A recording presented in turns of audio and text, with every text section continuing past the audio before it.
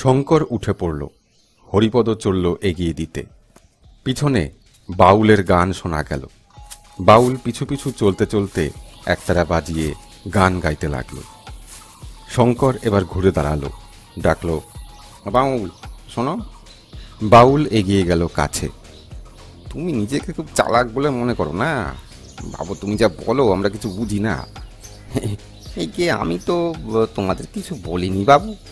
জগাই মাথায় বলছো কাকে? আমার যখন যা মনে হয় আমি গাই। মনটাকে দুরস্ত করো, না হলে একদিন কষ্ট পেতে হবে। আমি বাউল বাউন্ডুলে মানুষ, ভিক্ষে শিক্ষে করে খাই, মাঠে ঘাটে পড়ে থাকি। দুঃখ কষ্ট সব ভগবানকে সমর্পণ করে দিয়েছি। ওসব কথা আর ভাবি না বাবু। এবার থেকে ভাবো, জানো তো আমি নীলকুঠির মুচ্ছুদ্দি শঙ্কর গাঙ্গুলি। আমার পিছনে লাগলে আমি তোমাকে দুরস্ত করব। আমি তোমাকে খুব চিনি গো বাবু মশাই। শুনেছি তুমি কাঁচা খেগো দেবতা।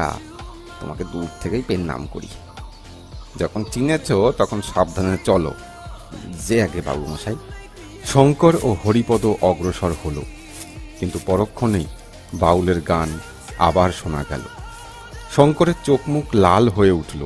মুখ ফিরিয়ে বলল, তোমাকে বারণ করলাম তবু শুনবে না। আমার গান এলে আমি চুপ করে থাকতে পারি না বাবু মশাই। ওটা আমার বদ স্বভাব।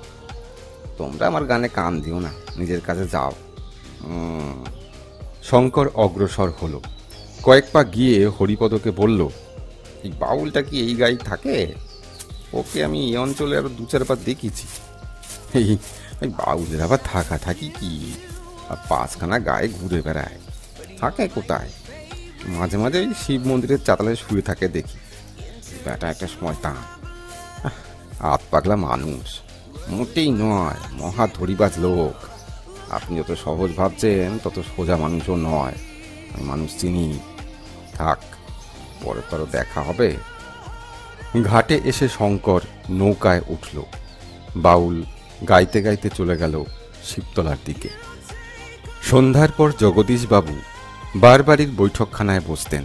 হরিপদকে সেই সময় এসে সারাদিনের কাজের জবাবদিহি করতে হতো। সেদিন হরিপদ এসেই বলল, এই বাসন্তীপুরের ব্যবস্থা কি করবেন? গত বছর তো বানের জল ঢুকে ধান জমি ডুবে গিয়েছিল। নোনা জমিতে ফসল হয়নি। ওরা তো সেই থেকে বলছে খাজনা দেব কোত্থেকে। জানি, ওদের ওখান থেকে কজন এসে আমার সঙ্গে দেখা করে গেছে। তা ওদের খাজনা রেহাই দিলে প্রায় 600 টাকা ছাড় পড়বে। এদিকে গোবিন্দপুরেও তো একই অবস্থা, সেখানেও ধরুন আরো 600, তাহলে একুনে 1200 টাকা। আর চৈত কিস্তির সময় ঘাটতি পড়বে। টাকাটা অন্য দিক থেকে পূরণ করা যায় না? তাহলে অন্য অঞ্চলে খাজনা বাড়াতে হয়। সে তো সম্ভব নয়। তাহলে আপনার মাসোহারা থেকে পূরণ করতে হয়। আমি তো বছরে 2500 টাকার মতো নিই। তা অর্ধেক হয়ে গেলে খরচ চলবে কি করে? তাহলে কোনো তালুক বন্ধক রাখতে হবে অথবা বিক্রি করতে হবে। বিষয় সম্পত্তি বিক্রি করার আমি পক্ষপাতী নই। বন্ধক দিলেও তা উদ্ধার করা সহজ হয় না। তাহলে ঠিক এখনই আর তো কোনো উপায় মনে আসছে না। আচ্ছা হরিপদ, আমাদের আশপাশে আরো তো 5টা তালুক রয়েছে। তাদের এত জাঁকজমক, এত জৌলুস চলছে কি করে? তার দুটো কারণ আছে হুজুর। যদি ভরসা দেন তো বলি। বল বল। আয় বাড়াতে হলে আপনাকে আরো শক্ত হতে হবে। ধান চালের দাম বাড়ালে সবাই খাজনা বাড়ায়, আপনি বাড়ান না। তাছাড়া তারা পার্বণী, গ্রামের খরচ, সেলামি, খারিজ দাখিল, নজরানা এই সমস্ত বাবদ অনেক টাকা তোলে। আপনি তো সেসব চান না। তার উপর ও বছর নপাড়ার চরটা ওই বিশ্বাসবাবুরা দখল করে নিলে। ওটা আমাদের সীমানার মধ্যেই ছিল। তখন একটু লাঠিবাজি করলেই ওটা আমরা পেতাম, কিন্তু আপনি তো তখন সেটা করতে চাইলেন না। আর 50-60 বিঘে জমির জন্য লাঠালাঠি করে কি হবে? তিল কুড়িয়েই তো তাল হয় হুজুর। বেশ, তো শুনলাম। আর একটা কি পথ আছে বলছিলে? আরেকটা উপায় আছে, তবে সে আপনার মনোপুত হবে না। কি? নীলকর সাহেবদের সঙ্গে হাত মিলিয়ে নীলের চাষ করা। তা নীলকর সাহেবরা তো বড় অত্যাচার করে বলে শুনি। যতটা শোনেন ততটা নয়। দুষ্ট প্রজাদের বাঘ বানাতে হলে একটু আধটু জুলুম করতেই হয়। ঘর জ্বালানো, মারধর করা, এসব কি একটু আধটু ব্যাপার? হয় একগুণ, মুখে মুখে রং সং দিয়ে শতগুণ রটে। আমি তো অনেক জায়গায় ঘুরি, দেখি তো। তাহলে তুমি কি বলো? যতটা শুনি তা সত্যি নয়? মোটেই না। আর শ্যামুয়েল সাহেব আমার কাছে লোক পাঠিয়েছিল। এখানে কারবার করতে চাইছে, তার সঙ্গে এটা বন্দোবস্ত করা কি ঠিক হবে? হরিপদ কিছু না জানার ভান করল। এসেছিল নাকি? খুব ভালো কথা, আয় বাড়ানোর জন্য যা দরকার তা তো আপনাকে করতেই হবে। জগদীশবাবু হরিপদর মুখের পানে চুপ করে তাকিয়ে রইলেন কয়েক মিনিট, তারপর বললেন, দেখো হরিপদ, তুমি যখন এসেছিলে তখন তোমার পায়ে এক জোড়া জুতোও ছিল না। আজ তোমার বাড়ি, বাগান, ধান জমি অনেক কিছুই হয়েছে। মাত্র 30 টাকা বেতনে এত সব হয় না। এসব হয়েছে এই গোমস্তাগিরির দৌলতে। এই জমিদারি যদি আজ নষ্ট হয়ে যায় তাহলে তোমার এই উপরি রোজগারও বন্ধ হয়ে যাবে। সেদিকটা মনে রেখে এই জমিদারি বাঁচিয়ে এর ভালো মন্দটা তোমাকে ভাবতে হবে, আমার জন্যই। হরিপদ সচকিত হয়ে উঠল, সবিনয়ে বলল, আমি কিছু ভুলিনি কর্তাবাবু, আপনার দয়াতেই তো আমার সব কিছু। আপনাদের কোনো ক্ষতি হয় আমি সজ্ঞানে কখনো করি না, নারায়ণ সাক্ষী। তোমার ওপর বিশ্বাস রাখি হরিপদ, তাই তোমার ওপর সব ছেড়ে দিয়ে নিশ্চিন্ত আছি। কিন্তু শুধু খাজনাপত্র আদায় করাই সব নয়, জমিদারির উন্নতি করা, আয় বাড়ানোর উপায় করা, এগুলো তো দরকার। সেটাও তোমাকে ভাবতে হবে। সেই কি আমি ভাবি না হুজুর? খুব ভাবি, তবে সব কথা বলতে ভরসা পাই না হুজুর। নীলের কথাটা আমি কদিন ধরে ভাবছিলাম, তা সাহেব যখন নিজে থেকেই লোক পাঠিয়েছেন তখন আপনি একবার কথাবার্তা বলুন, ওদের মুখ থেকে শুনুন না ওরা কি বলে। এক কথায় তো আর হয়ে যাচ্ছে না। তাহলে তুমি একবার কুঠিবাড়ির ম্যানেজারকে খবর দিও। হরিপদ মনে মনে খুশি হলো, কাজটা কিছু এগোলো, দস্তুরির টাকাটা এবার হাতে আসবে। দুদিন পরে নৌকো এসে লাগলো শিবতলার ঘাটে। নৌকো থেকে নামলো নীলকুঠির সাহেব আর লাঠিধারী 4 জন দারোয়ান ও শঙ্কর মুচ্ছুদ্দি। সাড়ম্বরে তারা হেঁটে চলল গাঁয়ের পথ দিয়ে। জগদীশবাবু অপেক্ষা করছিলেন। বেরিয়ে এলেন, সাহেবকে সমাদরে বৈঠকখানায় এনে বসালেন। জমিদার বাড়ির সুসজ্জিত ঘরে বসে সামুয়েল সাহেবের নিজেকে বড় ছোট মনে হলো। গম্ভীর মুখে বলল, ম্যানেজার বাবু, আমার সময় কম, আর তুমি কোটা শুরু করিয়ে দাও। জিয়াকে বলে শঙ্কর শুরু করলো, দেখুন চৌধুরী মশাই, ওই সাহেব এসেছেন আপনার এখানে নীল চাষের একটা বন্দোবস্ত করতে। তাই নদীর ধারে আপনাদের যে বাগানটা আছে ওখানে সাহেব একটা কুটি করতে চান।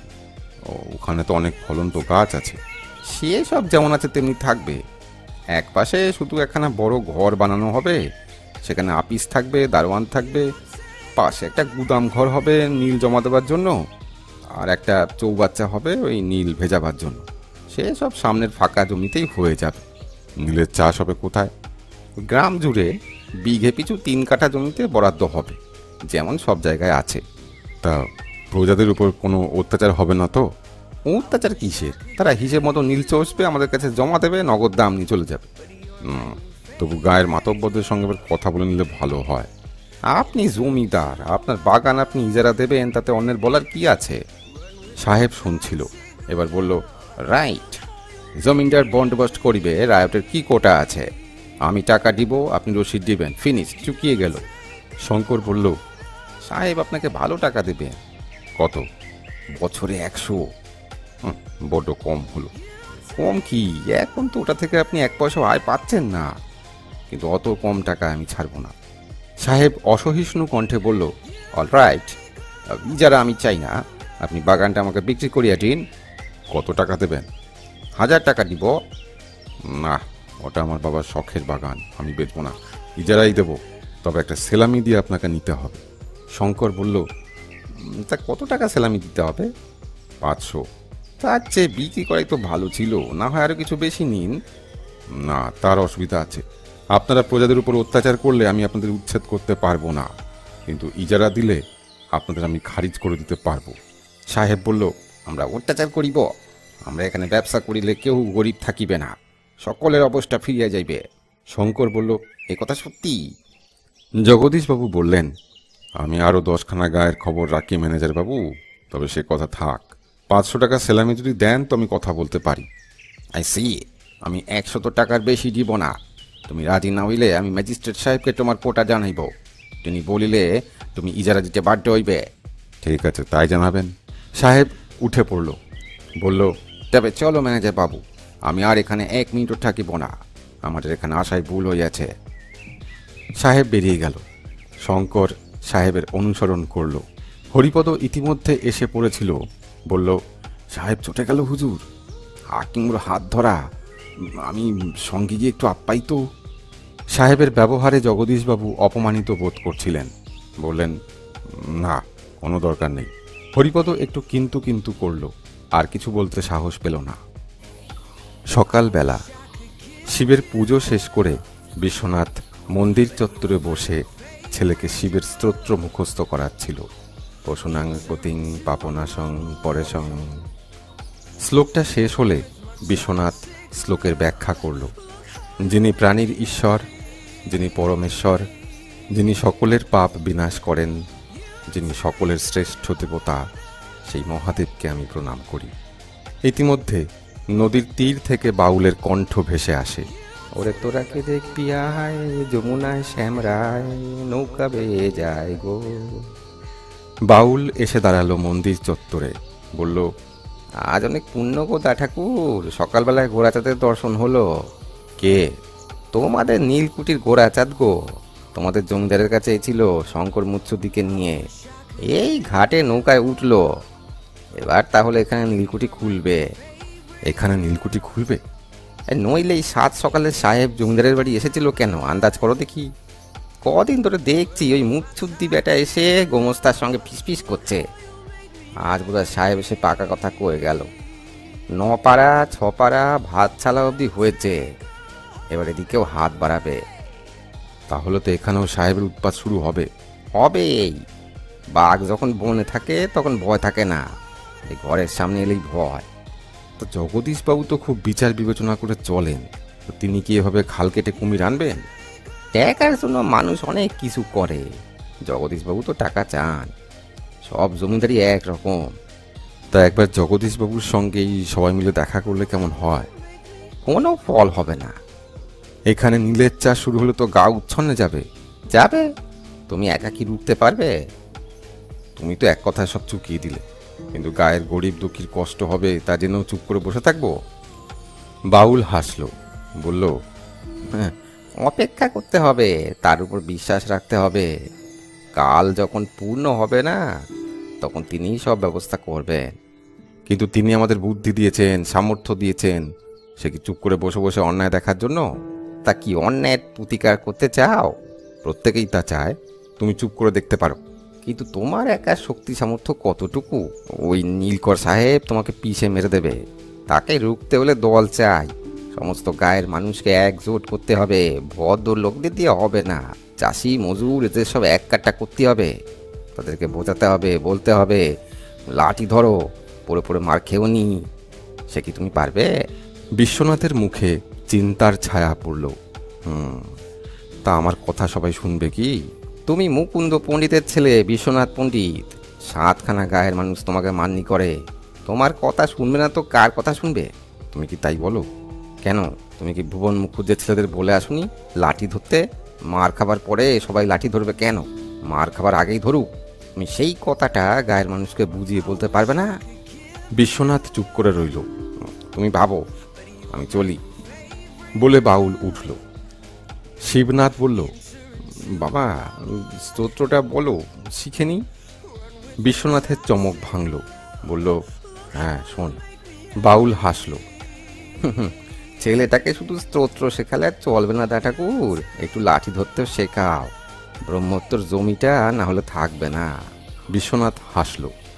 বাউল একতারায় টুংটাং করতে করতে গায়ের পথ ধরল। দেখতে দেখতে 5-7 দিন কেটে গেল। যাব করেও গায়ের মাঝে গিয়ে কথাটা বলা হলো না।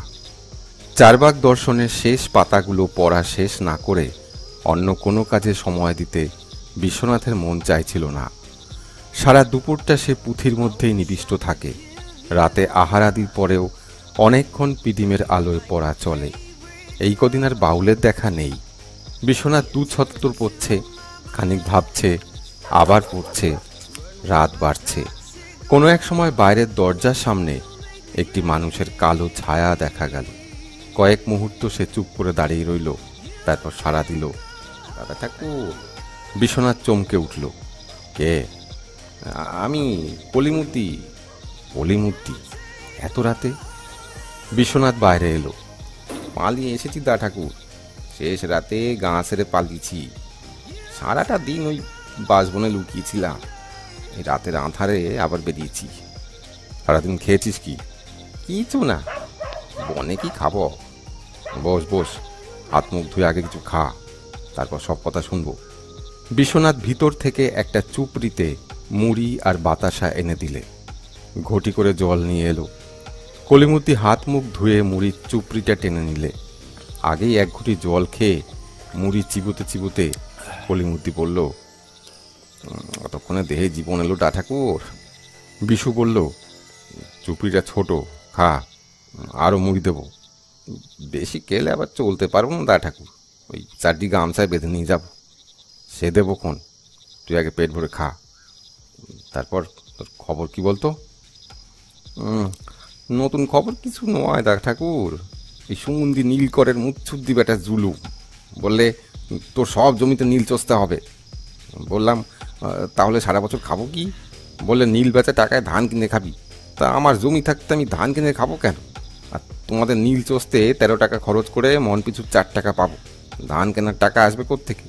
10 বিঘের 15 কাঠায় নীল চষি, এই তোমাদের খুব। আর 100 টাকা জমি বাড়াবো না। তা সুমন্দি বললে ওই সাহেবের হুকুম হচ্ছে, নাহলে ধরে নিয়ে গিয়ে আটক করবো। তা আমি ভয় করবো কেন? আমার জমি, আমি 1 বছরের খোরাকের ব্যবস্থা না করে নীল চষবো, আর ওই বউ ছেলে সারা বছর উপোস করে মরবে? আর দিলাম জমিতে ধান বুনে। সুমন্দি মুখে কিছুই বললো না। কদিন পরে সুমন্দি পেয়াদা পাঠিয়েছে আমাকে ধরে নিয়ে যাবার জন্য। কচি মিয়ার দাওয়ায় ছেলেটাকে নিয়ে বসেছিলাম। বললাম, আমি তো সাহেবের গোলাম নই যে হুকুম করলি তার দরবারে গিয়ে সেলাম দেবো। ভালো চাষ তো সরে পড়। বললে ওই না গেলে ধরে নিয়ে যাবার হুকুম আছে। রাগ হয়ে গেল। বললাম, বটে রে। এক বেটার হাত থেকে লাঠি গাছা কেড়ে নিয়ে না, আর 2 বেটাকে সেইখানি কাত করলাম। বাকি সব তখন পালানোর পথ পায় না, তারপরেই ছড়ে পড়েছি। বিশ্বনাথ বলল, তা এইভাবে কদিন তুই লুকিয়ে বেড়াবি? তাই তো ভাবছি দা ঠাকুর, কিন্তু নীলকুঠিতে ধরে নিয়ে গিয়ে মারবে, সে মার আমি সইতে পারবো না। তুমি তো জানো ওই নপাড়ার মুখুজ্জে মশাইকে ওরা ঠেঙেই মেরে ফেললো। ওই সাহেব আর তার মুচ্ছুদ্দি দুটোই শয়তান। কিন্তু তোরা তো ওদের কিছু করতে পারলি না, নিজেদের ঘর বাড়ি ছেড়ে পালাচ্ছিস। দেশশুদ্ধ মানুষ কোথায় পালাবে বল দেখি? ওদা তালার কোনো বিচার নেই দা ঠাকুর। নাহলে এই শয়তানগুলো এত শয়তানি করে, তিনি কি তা দেখতে পান না? তিনি সবই দেখেন কলিমুদ্দি, তবে তার বিচারে কিছু দেরি হয়। কিন্তু তুই এখন কি করবি? তুমি একটা সৎ যুক্তি দাও দেখি দা ঠাকুর। কয়েক মিনিট চুপ করে থেকে বিশু বলল, তুই তো এক সময় ডাকাতি করতিস না কলিমুদ্দি? তোর তো একটা দল ছিল। সে কথা আর বলে লজ্জা দাও কেন দা ঠাকুর? সে দল তো অনেকদিন আগেই সেরেছি। সে দলটা কি এখনো আছে? ঠিক বলতে পারি না। তেলিপাড়া জঙ্গলে গিয়ে খোঁজ নিতে হয়, তুই সেখানে চলে যা। তুমি কি আবার আমায় ডাকাত হতে বলো দা ঠাকুর? তুই সব খবর নে দেখিন। আমার অমনি একটা দলের দরকার। তোমার দরকার? তুমি বামুন পণ্ডিত মানুষ, পুজো আচ্ছা করো, ঠ্যাঙ্গারের সঙ্গে তোমার কি কাজ? আমারই দরকার। কাঁটা দিয়ে কাঁটা তুলতে হবে কলিমুদ্দি। তুই খবর নে। কলিমুদ্দি বিশ্বনাথের মুখের পানে খানিক তাকালো, তারপর হেসে বলল, বুঝেছি দা ঠাকুর, তোমার মতলবখানা বুঝেছি। তা বেশ, আমি সব খবর এনে তোমাকে দেব। খাওয়া শেষ করে কলিমুদ্দি গামছায় কিছু মুড়ি বেঁধে নিলে। বললে, চললাম দা ঠাকুর। রাতে রাতে যতটা পারি এগিয়ে যাই। তেলিপাড়া তো আর হেথা নয়। বিশু বলল, হাঁটবি কেন? একজোড়া রনপা করে নে না, আমার ঘরে সরু বাঁশ রয়েছে। ও অনেকদিন অভ্যেস নেই, কোথায় হুমড়ি খেয়ে পড়ে যাব। হেঁটেই যাই, 5-7 দিন বাদেই তুমি খবর পাবে। কলিমুদ্দি বিদায় নিল। রাতের অন্ধকারে কলিমুদ্দি হারিয়ে গেল। বিশ্বনাথ দাওয়ার খুঁটি ধরে অনেকক্ষণ চুপ করে দাঁড়িয়ে রইল সেই অন্ধকারের পানে তাকিয়ে। সামনের বটগাছটার মাথায় ঝিরঝির পাতার শব্দ, ঘাটের নৌকাগুলিতে লণ্ঠন জ্বলছে, আকাশে চাঁদ নেই। এটা কৃষ্ণপক্ষ চলছে। সহসা চোখে পড়ল নদীটা। ওদিকে যেখানে বেঁকেছে সেদিকের আকাশটা লাল হয়ে উঠেছে। ওই দিক বরাবরই তো নপাড়ার বাউরিদের ঘরগুলো। ওখানে কি তবে আগুন লাগলো? এই রাতে হঠাৎ আগুন লাগলো কেন? নীলকুঠির পেয়াদারা কি তবে আগুন লাগিয়েছে? বাউরিদের সঙ্গে তো তাদের নীল চাষ নিয়ে গোলমাল চলছে। এ কি তারই জের? বিশ্বনাথ অনেকক্ষণ দাঁড়িয়ে রইল। উজ্জ্বল রক্তিম আকাশ ধীরে ধীরে আবার কালো হয়ে গেল। রাত দ্বিতীয় প্রহরে শেয়াল ডাকল। একটা দীর্ঘ নিঃশ্বাস ফেলে বিশ্বনাথ বলে উঠল, এদের কি হবে, কতদিন এভাবে চলবে কে জানে। সকালবেলায় গায়ের মাঝে সারা পড়ে গেল। গায়ের পথে দুজন সাহেব, সঙ্গে আরদালি, চাপরাশি, বন্দুকধারী সিপাই এবং শঙ্কর মুচ্ছুদ্দি। মুচ্ছুদ্দি যখন আছে, এ সাহেব তাহলে নিশ্চয়ই নীলকর সাহেব। সাহেবরা সোজা কাছারি বাড়িতে গিয়ে পৌঁছলেন। হরিপদ কাছারিতেই ছিল। সাহেব দুজনকে দেখেই হতচকিত হয়ে গেল। শঙ্কর বলল, হাকিম এসেছেন, জমিদার বাবুকে একবার খবর দাও। হরিপদ তাড়াতাড়ি দুহাত কপালে তুলে বলল, নমস্কার হুজুর, পেন্নাম হই। দুখানি চেয়ার ছিল, কাঁধের চাদরখানা দিয়ে ঝেড়ে মুছে হরিপদ এগিয়ে দিল। বসতে হুকুম হয় হুজুর। সাহেব দুজন বসল। শঙ্কর বলল, আপনি তাড়াতাড়ি জমিদারবাবুকে খবর দিন, সাহেবরা বেশিক্ষণ বসতে পারবেন না। হরিপদ ছুটল। জগদীশবাবু সবে পূজা আহ্নিক শেষ করে জলযোগে বসেছেন। এমন সময় হরিপদ এসে খবর দিল, হুজুর হুজুর, হাকিম এসেছেন। আহার্য পড়ে রইল। চাদরখানা কাঁধে ফেলে জগদীশবাবু বেরিয়ে পড়লেন। তড়িৎপদে জমিদার এসে পড়লেন কাছারি বাড়িতে। নমস্কার স্যার, নমস্কার, গুড মর্নিং। হাকিম সাড়া দিলেন। নীলকর সাহেব কোনো জবাব দিলেন না। হাকিম বললেন, ওয়েল, আমার বন্ধু মিস্টার সামুয়েলকে আপনি চেনেন, উনি এই অঞ্চলে নীলের ব্যবসা করেন। জানি হুজুর। উনি এইখানে একটা নীলকুঠি করতে চান। নদীর ধারে আপনার যে বাগানটা আছে সেইটা ওকে বন্দোবস্ত করে দিন। আমি আপনাকে সেই অনুরোধ জানাতেই এলাম। এখানে আপনার জমি কত আছে? 30 বিঘার মতো হুজুর। সেই জমির জন্য উনি আপনাকে বছরে 100 টাকা খাজনা দেবেন। বাড়ি থেকে আস্তে আস্তে জগদীশবাবু ব্যাপারটা মনে মনে আন্দাজ করে এসেছিলেন। বললেন, আপনি বললে অবশ্যই দিতে হবে, তবে বাগানটা এখন ঠিক আমার ব্যক্তিগত সম্পত্তি নয়। বাবা ওটা ওই মন্দিরের দেবতার নামে দেবোত্তর করে গেছেন। দেবতার সম্পত্তি বন্দোবস্ত দেবার অধিকার তো আমার নেই। মন্দিরের সেবায়েতকে বলবেন সাহেব বছরে 100 টাকা মন্দিরে দেবে। কয়েকদিনের মধ্যে আপনি ওখানে একটা পাকা ঘর বানিয়ে দেবেন। মিস্টার সামুয়েল সেখানে একটা অফিস খুলবে। তারপর যা যা করবার সে নিজেই দেখে শুনে করে নেবে। কিন্তু দেবত্বর সম্পত্তি কি ইজারা দেওয়া যায়? সম্পত্তি তো দেবতারই রইল। এখন ওখান থেকে কোনো আয় নেই। বছরে 100 টাকা মন্দিরে গেলে পুরোহিতদের আয়ের অনেক সুবিধা হবে, তারা খুশিই হবে। আপনি সব ব্যবস্থা ঠিক করে দেবেন। আমার আর সময় নেই, আমাকে এখনই নপাড়ায় যেতে হবে। Good bye. সাহেব উঠে দাঁড়ালেন। হাকিমকে একটু আপ্যায়িত করা দরকার। জগদীশবাবু বললেন, এসেছেন স্যার, একটু জল টল খেয়ে যান। Oh no, next time. এখন আমার হাতে একটু সময়। Come on Samuel, let us go. সামুয়েলকে সঙ্গে নিয়ে হাকিম বেরিয়ে গেলেন। হরিপদ পিছনে ছিল। জগদীশবাবু বললেন, তুমি ওদের ঘাট অবধি পৌঁছে দিয়েছো হরিপদ? হরিপদ সাহেবদের অনুসরণ করল। জগদীশবাবু ক্ষুব্ধ চিত্তে বাড়ি ফিরলেন। বাগান থেকে যে সেলামির আশা করেছিলেন তা গেল। উপরন্তু সেখানে নিজের খরচে একখানি ঘর তৈরি করে দিতে হবে। জমিদারি করতে হলে দণ্ডমুণ্ডের কর্তা হাকিমকে চটানো চলবে না। সামুয়েলই এইসব করিয়েছে বোঝা যাচ্ছে। সামুয়েলের ওপর তার মন তিক্ত হয়ে উঠল। ওদিকে সাহেবরা জৌলুস করে চলেছে ঘাটের দিকে। মন্দিরের চাতাল থেকে এই পথটা অনেক দূর অব্দি নজরে পড়ে। শিবনাথেরও নজর পড়ল। বাবা, সাহেব আসছে। বিশ্বনাথ তাদেরকে আগেই দেখেছিল। বলল, জানি, ওরা নীলকুঠির সাহেব বাবা। হ্যাঁ, তাই তো মনে হয়। আমি একটু গিয়ে দেখে আসবো বাবা। যাও। তুমি যাবে না? না, আমায় যদি মারবে কেন? তুমি বট গাছটা নিচে গিয়ে দাঁড়াও গে। শিবনাথ বট গাছের নিচে গিয়ে দাঁড়ালো। সাহেবের দল এগিয়ে এলো ঘাটে। পথের আরেক দিক থেকে বাউলকে আসতে দেখা গেল। সাহেব দুজন নৌকোয় উঠছে, এমন সময় বাউল এসে পড়ল শঙ্কর ও হরিপদর পিছনে। টুংটুং করে একতারায় কয়েকবার ঘা দিয়ে বলল, পাতপ্পের নাম বাপুরা।